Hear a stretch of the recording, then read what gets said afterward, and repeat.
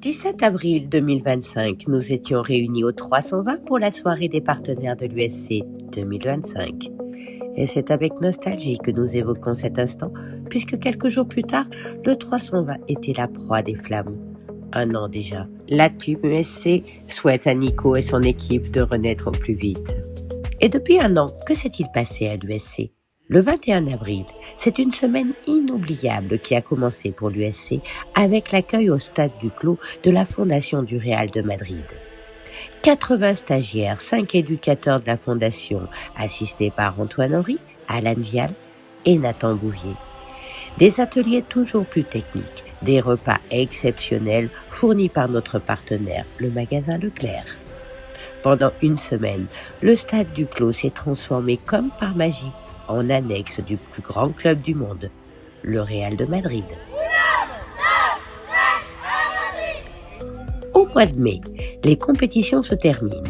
Les 2 équipes seniors terminent le championnat dans la partie haute du tableau. Les féminines, à 8, terminent 4e de leur poule de D2, à 1 point seulement du 3e. Les équipes jeunes terminent globalement leur parcours en milieu de tableau. On retiendra particulièrement les beaux parcours des équipes U13A et B.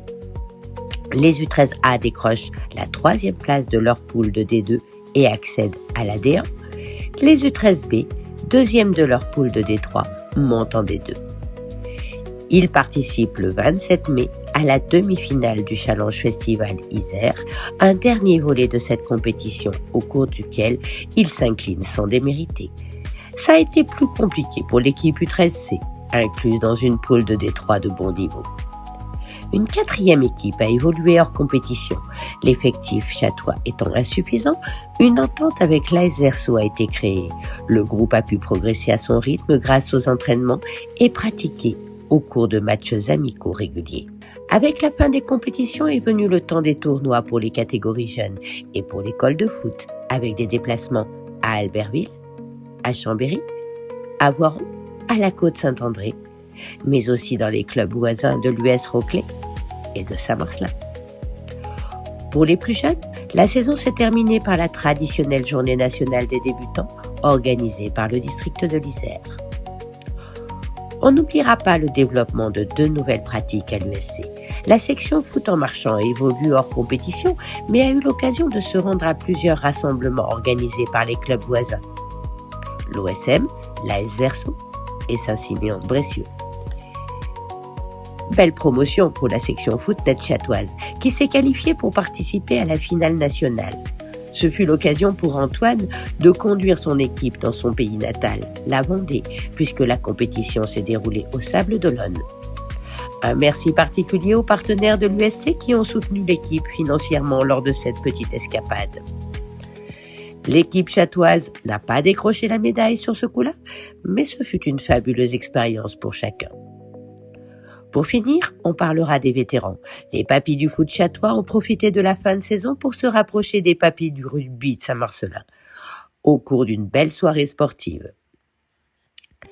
Assemblée générale, les bilans sont globalement positifs et le bureau est reconstitué. Fin de saison, place est faite à la fête du club.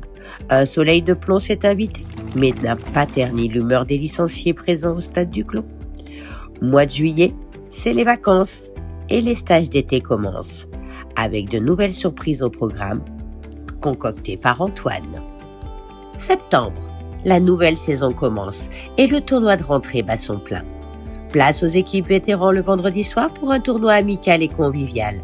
Aux équipes U13 le samedi, dans le cadre du Challenge Mameri Bamba.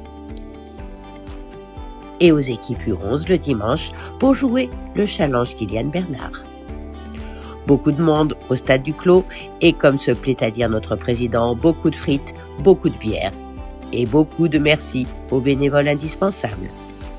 Et on entre dans la saison sportive 2025-2026 avec toujours 2 équipes seniors, la 1 en D3 et la 2 en D5. Pas de féminine cette saison, mais le recrutement de jeunes a permis de créer une équipe U19 qui évolue en D2.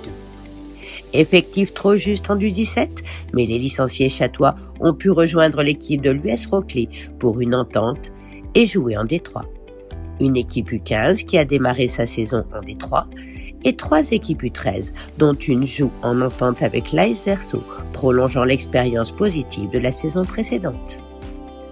Bon effectif pour l'école de foot, l'USC sera au rendez-vous sur les plateaux programmés par le district.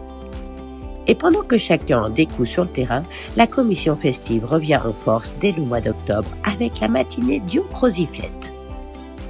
Avec les vacances scolaires, le stage d'automne ouvre ses portes et rallie les suffrages avec son programme traditionnel. Le 11 novembre, la section Foot en marchant, en partenariat avec le district de l'Isère, organise son premier rassemblement au stade du Clos. 4 clubs étaient présents, 8 équipes ont profité d'une météo radieuse pour se rencontrer sur le terrain. Et début décembre, la matinée boudin, caillettes et saucissons est toujours au programme. Puis Noël approche et pendant que la salle Colno est en travaux, c'est à la salle polyvalente de Saint-Apollinare que les licenciés chatois ont pu fêter l'arbre de Noël. 2026 arrive à grands pas. Le climat est un peu chaotique et c'est sur le terrain synthétique de l'OSM que certains matchs se jouent pour préserver le terrain du Clos. Pas de temps à perdre pour la commission festive avec fin janvier l'organisation du traditionnel loto à la salle Vincent du Moulin et fin mars la 3e édition de la fête de la bière. Entre-temps, les vacances seront dédiées aux jeunes avec dès la première semaine une nouvelle édition du stage d'hiver avec des déplacements à Valence et à Villard-de-Lans. Et à peine le stage terminé, c'est le challenge Raphaël Degas qui commence. Un tournoi en salle dédié aux plus petites catégories. Le samedi est réservé au plateau U7, U8 et U9. Le dimanche, ce sont les U10 et U11 qui entrent en scène.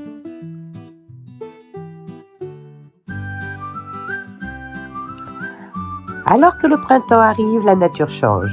Et le changement s'est installé aussi au stade du Clos cette saison. Après les travaux de réfection de la buvette réalisés par la municipalité et par de nombreux bénévoles, la touche décorative finale a été apportée par un généreux ami du club. La team USC profite de cet instant pour renouveler toute sa gratitude envers tous ceux qui se sont mobilisés dans le cadre de ce projet.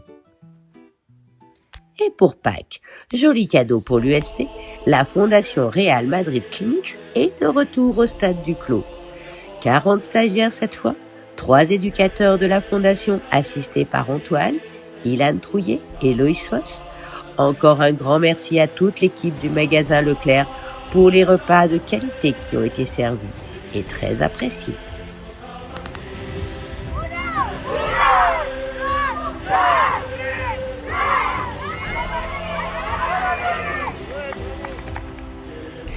Ainsi sommes-nous réunis ce 23 avril au Beer & Cheese pour vous honorer et vous remercier chaleureusement.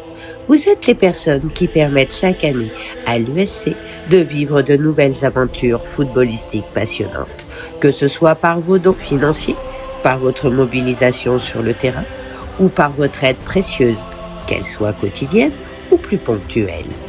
Un merci particulier à Maxime et son équipe pour son accueil ce soir. Bonne soirée à tous et à toutes.